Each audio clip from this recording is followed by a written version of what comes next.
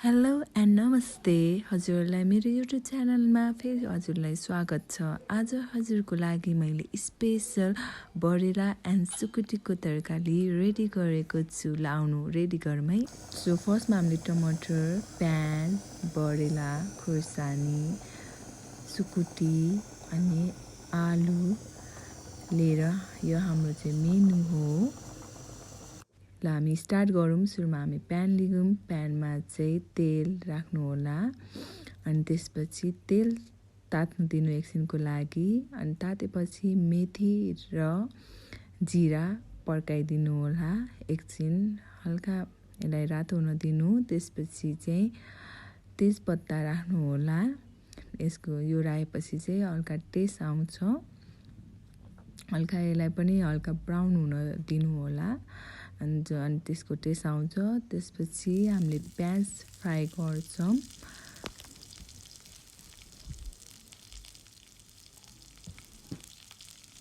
हामीले चाहिँ प्याज लिएर चाहिँ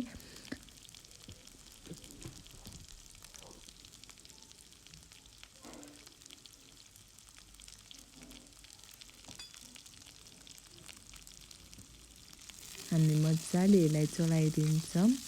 अनि त्यसपछि चाहिँ यसलाई पनि एकछिन अब ब्राउन हुन छोडिदिने।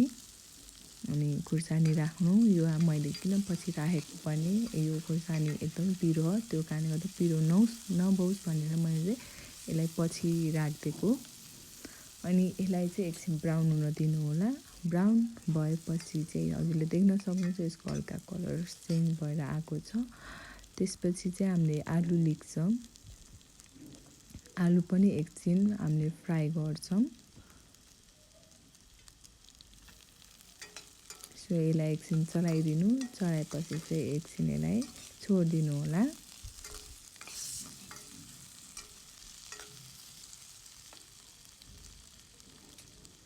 अनि त्यसपछि आएर हजुरले देख्न सक्नुहुन्छ हल्का अलि फ्राई भएर आएको छ। अनि त्यसपछि यसलाई चलाउनु एकचोटि। चलाइसकेपछि चाहिँ हामीले सुकुटी एड गर्छौँ। अनि सुकुटी पनि हामीले एकछिन फ्राई गरेर यसलाई यसको स्वाद आउँछ, त्यही कारण एकछिन फ्राई गर्ने। फ्राई गरेपछि 1 मिनट जति यसलाई यत्तिकै छोडिदिने।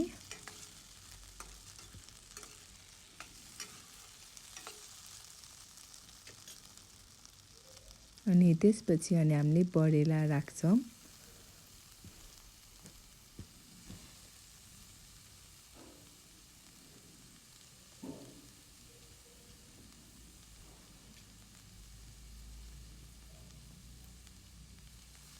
अनि बरेला राखेपछि चाहिँ यसलाई मजाले हजुरले चलाइदिनु होला।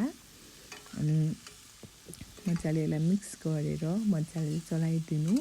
अनि चलाइसकेपछि चाहिँ यसलाई पनि एकछिन ढाकिदिनु होला। 1-2 मिनट हुन्छ नि, यसलाई ढाकेर मजाले पाक्न दिनु। चलाइसकेपछि हामीले एकछिन यसलाई चाहिँ ढाक्छौँ। हजुरले देख्न सक्नुहुन्छ कति मजाले। सो हजुरले हेर्न सक्नुहुन्छ हल्का यसको पाक्दैछ। त्यसपछि हामीले यसलाई मजाले चलाइदिने। अनि चलाइसकेपछि चाहिँ फेरि अनि त्यसपछि हामीले चाहिँ बेसार लिन्छौँ। हल्का अनि बेसार लिनु होला।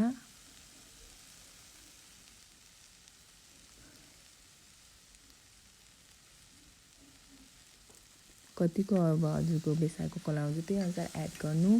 अनि त्यसपछि यसलाई मजाले चलाइदिनु होला।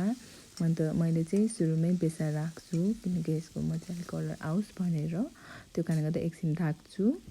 अनि त्यसपछि फेरि हजुरले देख्न सक्नुहुन्छ कति मजाले कलर आयो है।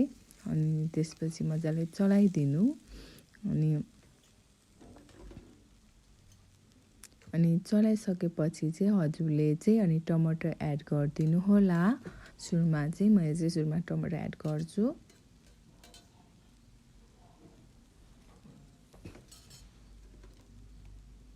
अनि त्यसपछि आएर अदुवा लसुनको पेस्ट लिनुहोला। हजुरलाई कतिको चाहिन्छ मैले चाहिँ 1 र हल्का लिएको छु किनकि मैले कम पकाएको छु, त्यही अनुसार मैले लिएँ। त्यसपछि खुर्सानी लिनुहोला, कतिको पिरो खान्छ त्यही अनुसारले खुर्सानी लिनुहोला।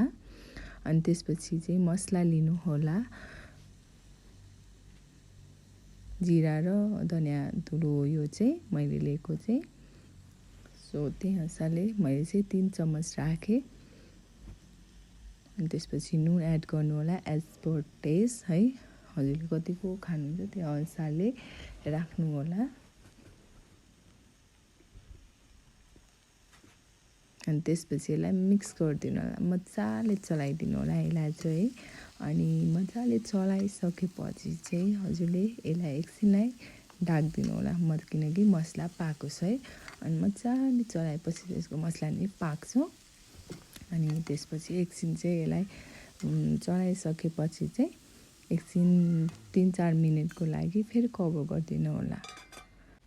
अनि हाम्रो हेर्न सक्नुहुन्छ कति मजाले पानी निस्क्यो, मैले त्यसमा हल्का पानी एड गरेको थिएँ। हजुरले देख्न सक्नुहुन्छ यो सब्जी चाहिँ रेडी भयो। हेर्न सक्नुहुन्छ जसरी यो मिठो देखिन्छ त्यसरी नै एकदमै मिठो भयो है। हजुरले नै एकचोटि घरमा पकाएर ट्राई गर्नुहोला, यो सब्जी एकदमै मिठो हुन्छ। अझ यो जाडो मौसममा त झन् मिठो हुन्छ। सो हाम्रो सब्जी रेडी भयो, यु क्यान सी है, एकदमै राम्रो देखे अनुसारले पनि मिठो, एकदमै मिठो टेस्ट आएको छ है घरमा हजुरले। सो हजुरले एकदमै मिठो तरिकाले खान सक्नुहुन्छ है आरामले यो चाहिँ। सो हाम्रो थाल रेडी छ है, अब खानालाई रेडी भयो। सो हजुरले घरमा ट्राई गर्नुहोला र एकदमै मिठो हुन्छ है। ल थ्याङ्क यू सो मच। यो बनाएपछि चाहिँ मलाई कमेन्ट गर्नुहोला हजुरलाई कस्तो लाग्यो भनेर है। Thank you so much.